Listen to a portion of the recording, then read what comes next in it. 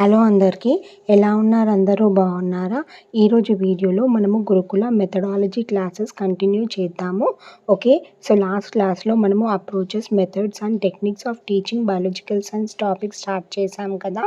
ఆ వీడియో యొక్క కంటిన్యూయేషన్ ఇది. ఈ వీడియోలో మనము టీచర్ సెంటర్డ్ మెథడ్ గురించి నేర్చుకుందాము. టీచర్ సెంటర్డ్ మెథడ్ అంటే ఏంటి? ఏదైతే మెథడ్లో టీచర్ మెయిన్ రోల్ ప్లే చేస్తుందో, central or active role play చేస్తుందో అలాంటి మెథడ్స్ని మనం ఏమంటాము? టీచర్ సెంటర్డ్ మెథడ్ అని అంటాము.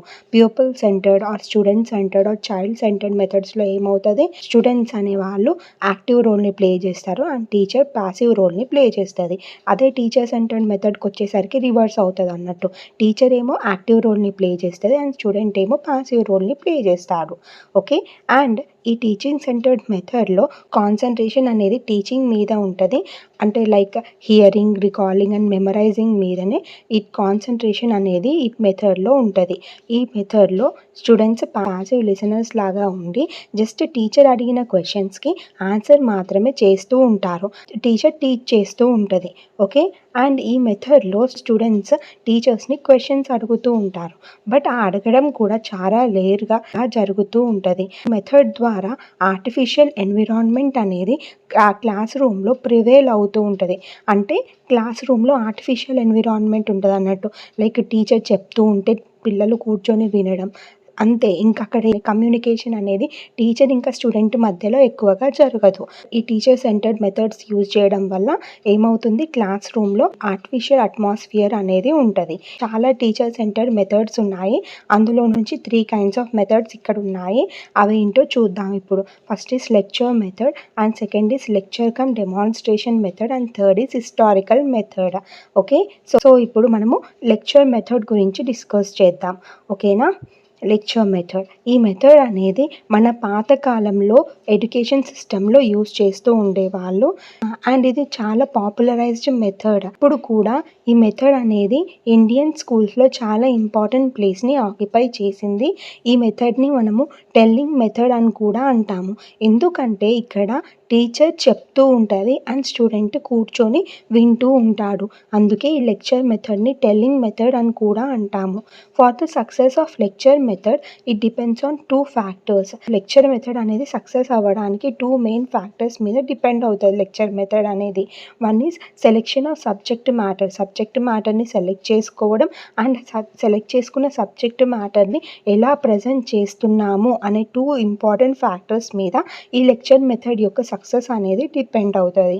Okay, so mode of presentation అనేది పర్సనాలిటీ ఆఫ్ ద టీచర్ మీద డిపెండ్ అవుతుంది. టీచర్ యొక్క పర్సనాలిటీని బట్టే టీచర్ ఆ సబ్జెక్ట్ని ఎట్లా ప్రజెంట్ చేస్తుంది అనేది డిపెండ్ అవుతుంది. అంతే కదా. సో డిఫరెంట్ టీచర్స్కి డిఫరెంట్ పర్సనాలిటీస్ ఉంటాయి. ఆ పర్సనాలిటీస్ మీదనే ఈ సబ్జెక్ట్ మ్యాటర్స్ని వాళ్ళు ఎలా డీల్ చేస్తారు, ఎలా ప్రజెంట్ చేస్తారు అనేది డిపెండ్ అవుతుంది. అంటే టీచర్ ఫుల్గా ఒక సబ్జెక్ట్ మ్యాటర్ని ప్రిపేర్ అయ్యి వస్తుంది అండ్ ఆ సబ్జెక్ట్ మ్యాటర్ని వాళ్ళు ఇంట్రెస్టింగ్ వేలో పిల్లలకి టీచ్ చేస్తూ ఉంటారు అండ్ పిల్లల్ని క్వశ్చన్స్ కూడా అడుగుతూ ఉంటారు ఈ మెథడ్తో టీచ్ చేస్తున్నప్పుడు టీచర్స్. సో దానివల్ల అట్లా అప్పుడప్పుడు క్వశ్చన్స్ అడిగితే మనము భయంతో క్లాస్ని మంచిగా వింటూ ఉంటాం కదా. టీచర్ ఈ మెథడ్తో టీచ్ చేస్తున్నప్పుడు క్లాస్ రూమ్కి వచ్చే ముందు మంచిగా ప్రిపేర్ అయ్యి వస్తుంది ఆ సబ్జెక్ట్ గురించి అండ్ ఇంకా అప్పుడప్పుడు లెక్చర్ మధ్యలో క్వశ్చన్స్ అడుగుతూ ఉంటుంది సో దట్ పిల్లలు నిద్రపోకుండా యాక్టివ్గా ఉంటారు. కామన్గా ఇండియన్ స్కూల్స్లలో లెక్చర్ మెథడ్కి చాలా ఇంపార్టెన్స్ ఉంది. క్లియర్ కదా.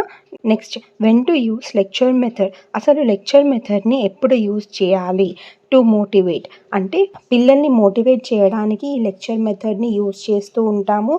సో ఒక క్లాస్ చెప్పిన తర్వాత ఆ సబ్జెక్ట్ మ్యాటర్ని మనము సమ్మరైజ్ చేయడం కోసమని, అంటే స్మాల్ ఫామ్లో ఎక్స్ప్లెయిన్ చేయడం కోసమని ఈ లెక్చర్ మెథడ్ని యూజ్ చేస్తూ ఉంటాము. And events, terms, concepts and principles అనేవి సబ్జెక్ట్లో ఇన్వాల్వ్ అయి ఉంటాయి కదా, వాటిని ఎక్స్ప్లెయిన్ చేయడానికి ఈ లెక్చర్ మెథడ్ని మనము యూజ్ చేస్తూ ఉంటాము. సో ఈ లెక్చర్ మెథడ్ ద్వారా మనం టీచ్ చేయడం వల్ల చాలా టైం అనేది సేవ్ అవుతుంది. ఎందుకంటే మనం టీచ్ చేయాల్సిన సబ్జెక్ట్ మ్యాటర్ అనేది ఎక్కువగా ఉంటుంది. మనము ప్యూపుల్ సెంటర్డ్ మెథడ్ ఆఫ్ టీచింగ్ని యూజ్ చేస్తాం అనుకోండి, అది చాలా టైం కన్జ్యూమింగ్గా ఉంటుంది. ఎందుకంటే పిల్లలతోటి కమ్యూనికేట్ అయ్యి మనము వాళ్ళతో డిస్కస్ చేస్తూ టీచింగ్‌ని ముందుకు తీసుకెళ్తాం కాబట్టి టైం కన్స్యూమింగ్‌గా ఉంటది.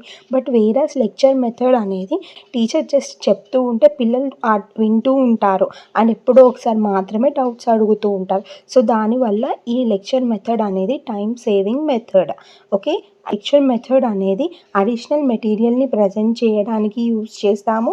అండ్ అసైన్‌మెంట్స్‌ని ఇవ్వడానికి కూడా ఈ లెక్చర్ మెథడ్‌ని మనము యూజ్ చేస్తూ ఉంటాము. నెక్స్ట్ మనము లెక్చర్‌ని ఎలా ప్లాన్ చేసుకోవాలి అనేది తెలుసుకుందాం. ఒక గుడ్ లెక్చర్‌ని మనం ప్రెజెంట్ చేయాలనుకుంటున్నాం అనుకోండి. అప్పుడు మనము ఫస్ట్ ఆ లెక్చర్‌ని సిస్టమాటికల్‌గా లాజికల్ ఆర్డర్ ప్రకారము ప్లాన్ చేసుకోవాలి.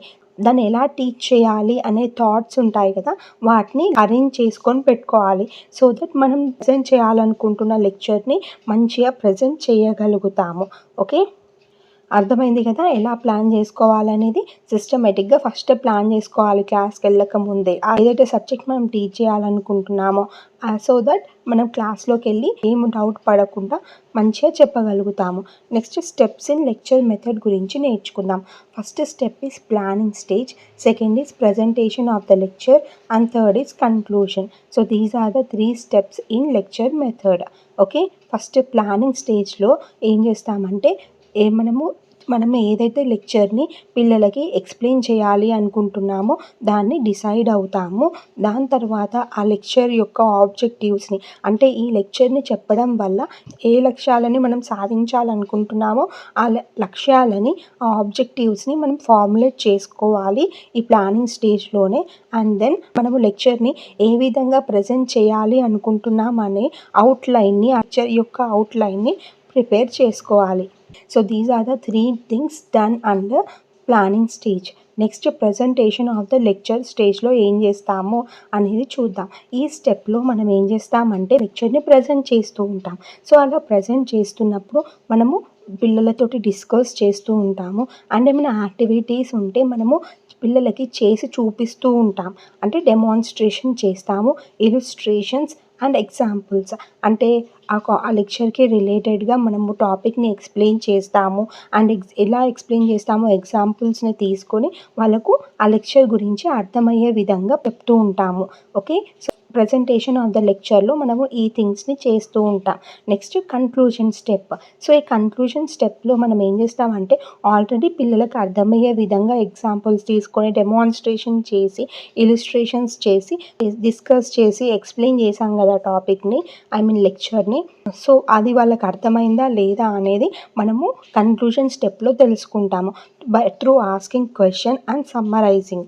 సో ఫస్ట్ క్వెషన్స్ అడుగుతాం పిల్లలని. అడిగినప్పుడు వాళ్ళు ఆన్సర్ చేస్తున్నారంటే మనం చెప్పిన లెక్చర్ అనేది టాపిక్ అనేది వాళ్ళకి అర్థమైంది అని అర్థం.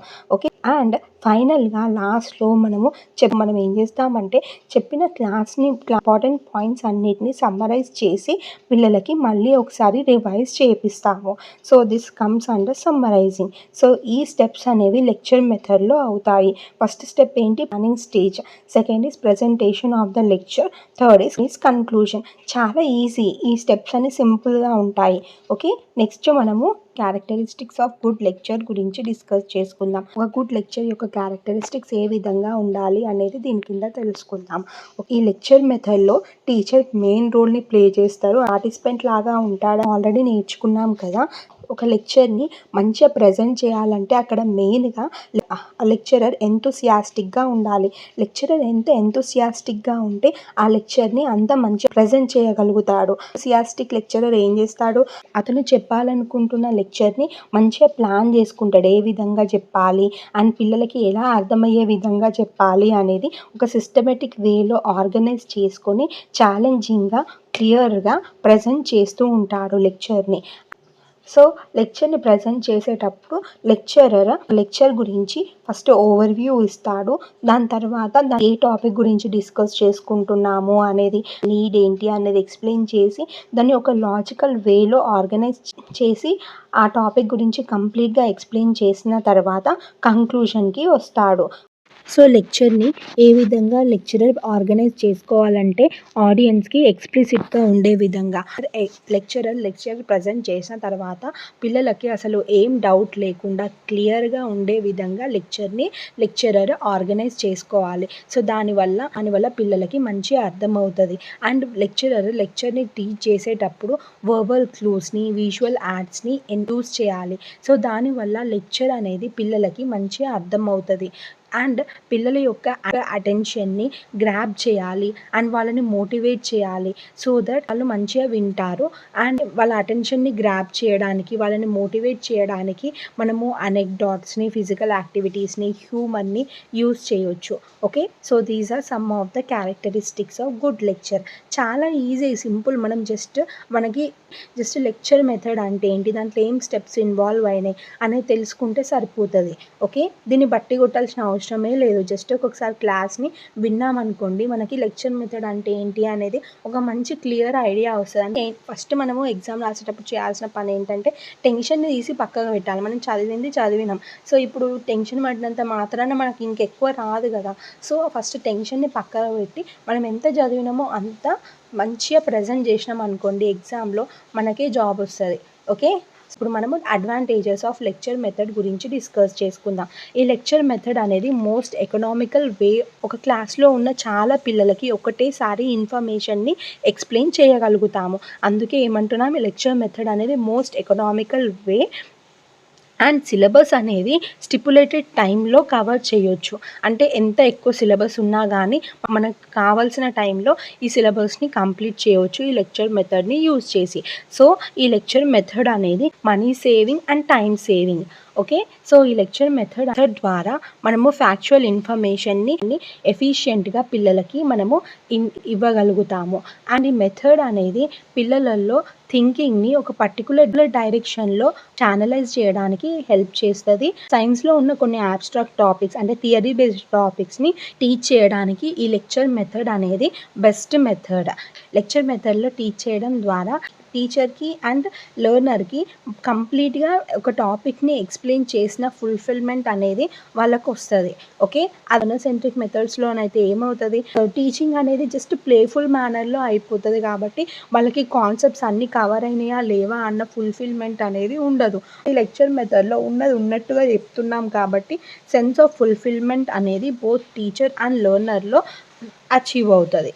Okay, and the teacher is always alert. And ఈ లెక్చర్ మెథడ్ అనేది most convenient method for the teacher. And ఈ మెథడ్లో టీచర్ ఎప్పుడు అలర్ట్గా ఉంటారు. So these are some of the advantages of lecture method. Next మనము లిమిటేషన్స్ ఆఫ్ లెక్చర్ మెథడ్ గురించి discuss చేసుకుందాము. Pouring of information is psychologically unsound and leads to neglect of development of skills. ఈ lecture మెథడ్లో ఒక teacher class రూమ్కి వచ్చి లెక్చర్ని ఇచ్చేసి వెళ్ళిపోతున్నాడు. ఇక్కడ ఏమవుతుంది, టీచర్ ఇన్ఫర్మేషన్ని పోర్ చేసేస్తుంది. సో దానివల్ల పిల్లలలో స్కిల్ డెవలప్మెంట్ అనేది నెగ్లెక్ట్ అవుతుంది. This is one of the disadvantage limitation of lecture method. And there is no provisions for activities to students. So ఈ లెక్చర్ మెథడ్లో పిల్లలు ఏం యాక్టివిటీస్ని చెయ్యరు. జస్ట్ టీచర్ చేస్తుంటే కానీ టీచర్ చెప్తుంటే వింటూ ఉంటారు. అండ్ ఈ మెథడ్ అనేది పిల్లల యొక్క ఇండివిజువల్ గ్రాస్పింగ్ కెపాసిటీస్ గురించి పట్టించుకోదు. వాళ్ళకి తగినట్టుగా చెప్పడము లాంటివి ఏమీ ఉండదు. ఒక క్లాస్ రూమ్లో అందరు స్టూడెంట్స్ని కూర్చోబెట్టి టీచర్ చెప్తూ ఉంటుంది. కొంతమంది స్టూడెంట్స్ తొందరగా క్యాచ్ చేస్తారు అండ్ కొంతమంది స్టూడెంట్స్ వీక్గా ఉంటారు.